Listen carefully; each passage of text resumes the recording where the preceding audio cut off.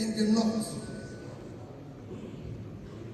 I've maintained, and I still maintain, the insecurity in Nigeria, especially in the north, rests on poverty. The rest of all that has been mentioned and everything. I've been in the financial industry for years. And I can tell everybody this, you can go and verify this in this country. I was in the financial industry. When you look for cash, you go to Kano. When you look for cash, you go to Kano. Kano was #1 place for cash. Because then we had all the factories in Bombay, in Sharadan, in Sharan, go to Kano today, those industries are not there. Obedient. Go to Kaduna, there's no industry. There's no industry again in Kaduna. We used to put Kaduna Trade Fair 2 years for you to get the space. Today nobody goes there. We used to go to Medugri for cash. Today nobody goes there. That is the poverty. And when you have poverty, you have criminality that you cannot control. Because when people don't know where the next thing will come from, you can never control your action. And they easily recruit. But in all these, it all rests squarely on governance, on government to solve. And I've always said the North can change Nigeria. The greatest asset of this country is in the North.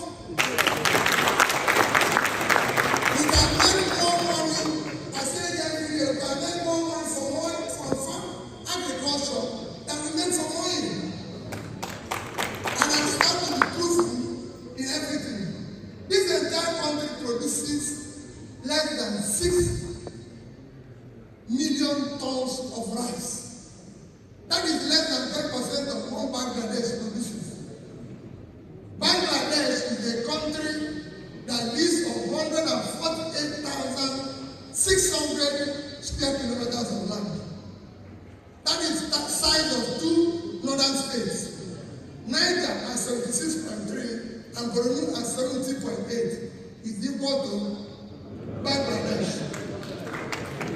And Bangladesh has a population of 170 million.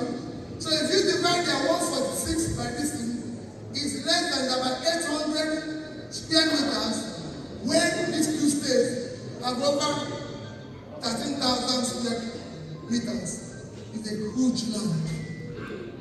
Niger State has most arable land in this country, cannot feed itself. It's 76.3 thousand square kilometers. They are not exporting anything. Netherlands, with 33,000 square kilometers.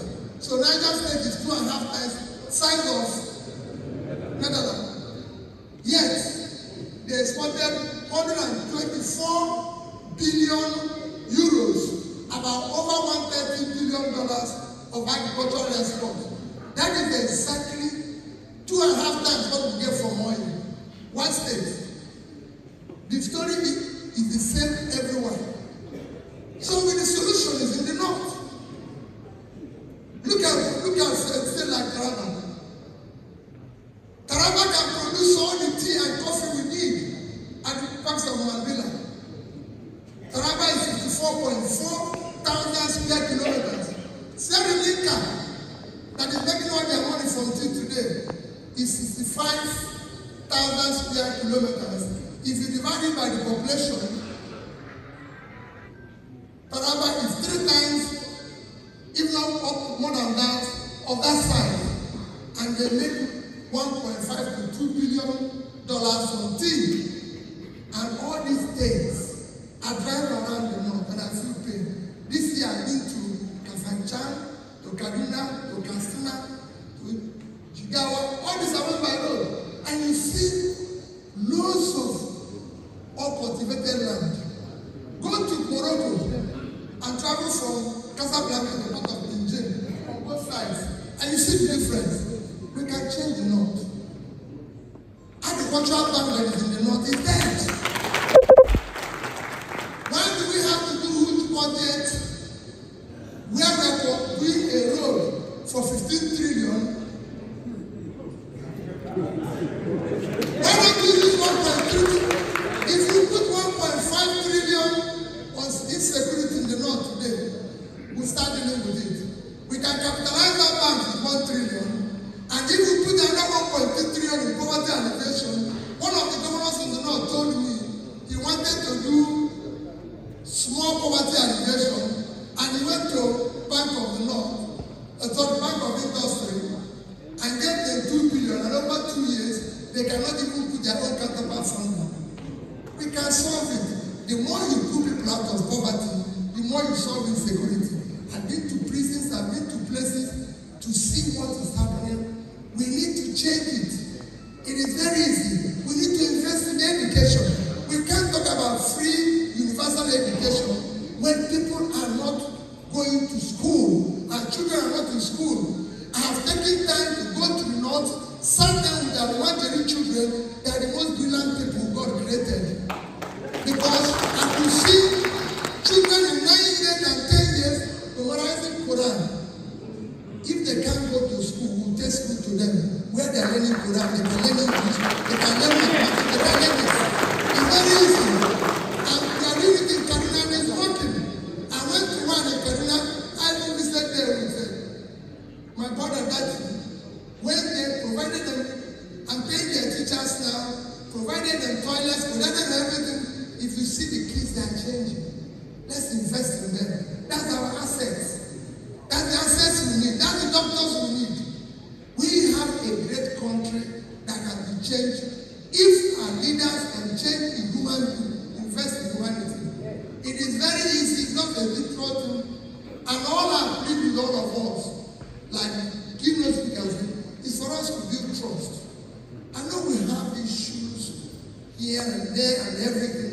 This is time for us to build trust among ourselves, believe that we are one, and we can save this country. Countries that survive by population. This is time to remove our division. We have all tried, we voted religion. Let's vote competence. It is time to go and vote. Let's vote capacity and competence and everything. Let's make this work. It can work. There's people who, let's hold our leaders responsible. This time Ukraine is about 600,000 square kilometers. The entire north is about 20% more than Ukraine. And they are giving us Ukraine to support us for nothing. And people accepted Ukraine. When the entire north does not Ukraine, we cannot continue that. It is unfair to us. Like I said before, Bangladesh produces about 50 to 60 million tons of rice. Nigeria cannot produce 10% of that. The entire Nigeria is 6 times the size of Bangladesh.